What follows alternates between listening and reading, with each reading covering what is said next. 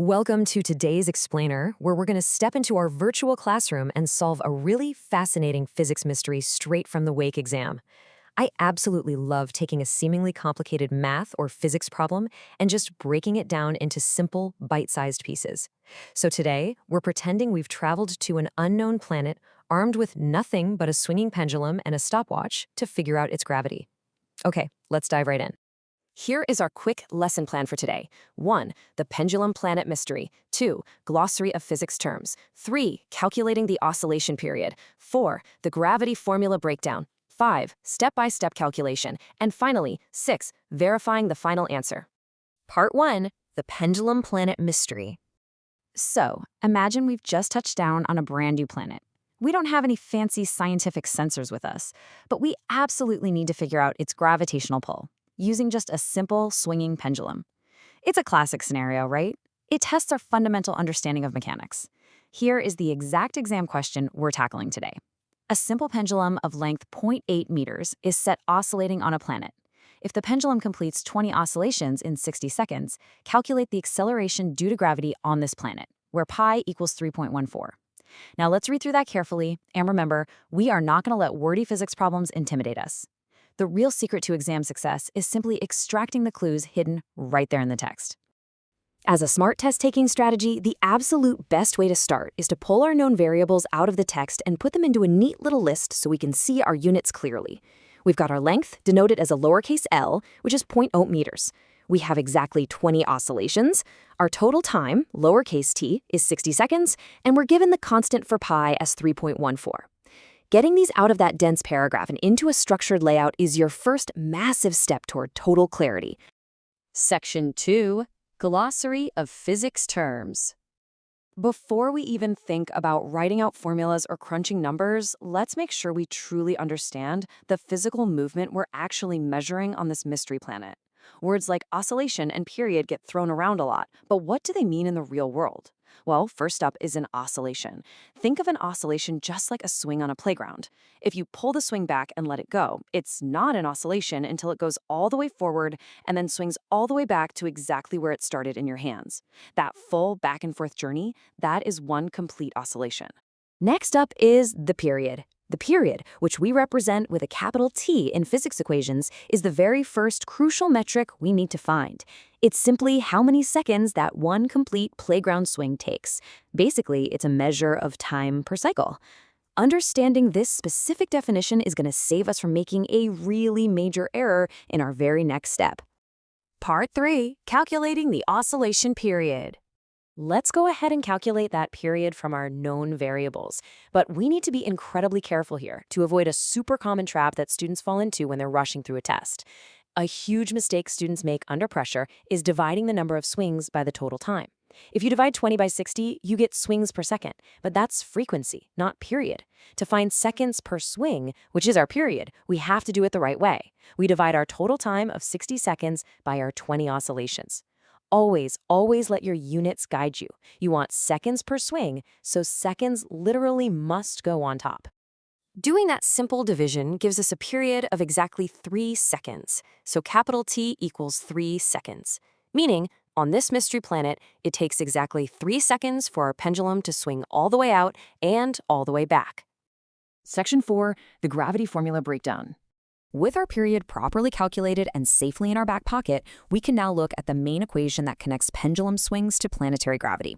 This is the classic formula for the period of a simple pendulum. T equals 2 times pi times the square root of L over g.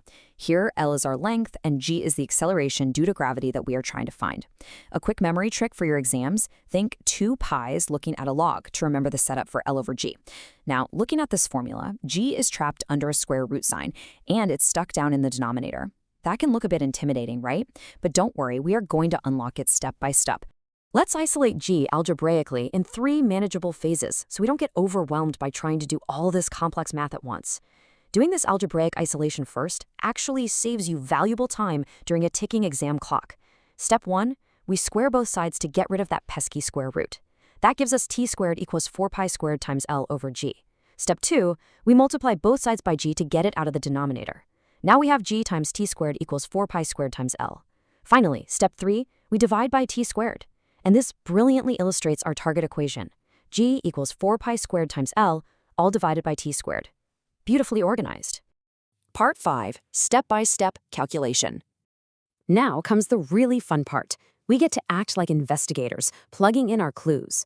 The crucial point here is carefully swapping our letters for our known numbers into our perfectly reorganized gravity formula. So we substitute 3.14 for pi, we put in 0.8 meters for our length L, and on the bottom we substitute our newly calculated 3-second period for t. Notice how we've kept our units visible? Meters on top, seconds on the bottom. That's a great habit to track our work and ensure our final answer actually makes sense. Following our standard order of operations, we need to handle our exponents first. Squaring 3.14 gives us exactly 9.8596, and squaring our 3-second period on the bottom gives us 9. See? Now the math is starting to look a whole lot friendlier. Next, we just multiply the top numbers all together. 4 times 9.8596 times 0.8 gives us 31.55072. We've successfully condensed the entire top of that fraction down to one single number, leaving us with one final simple division step to solve our planetary mystery. Doing that final division, 31.55072 divided by 9 yield approximately 3.505, which rounds perfectly to 3.5. And let's check our unit analysis. We had meters on top and we squared our seconds on the bottom, which gives us meters per second squared. This unit check perfectly confirms we have correctly found an acceleration metric. Section 6, Verifying the Final Answer. You know, a smart exam taker never just assumes they're right. They always double-check their work against the multiple choice options before moving on to the next problem. So let's see how we did. Looking at the 4 choices provided in the original problem, we have A at 2.5, B at 3.0, C at 3.5, and D at 3.8. Because we took our time, isolated our variables, and strictly followed the math step by step, we can confidently scan right past A, B, and D. Our calculated result of 3.5 meters per second squared matches option C perfectly. Just for some fun, real-world context, Earth's gravity is 9.8, so this unknown planet has much weaker gravity, meaning you would feel incredibly light walking around on it. This just proves our step-by-step method was a total success.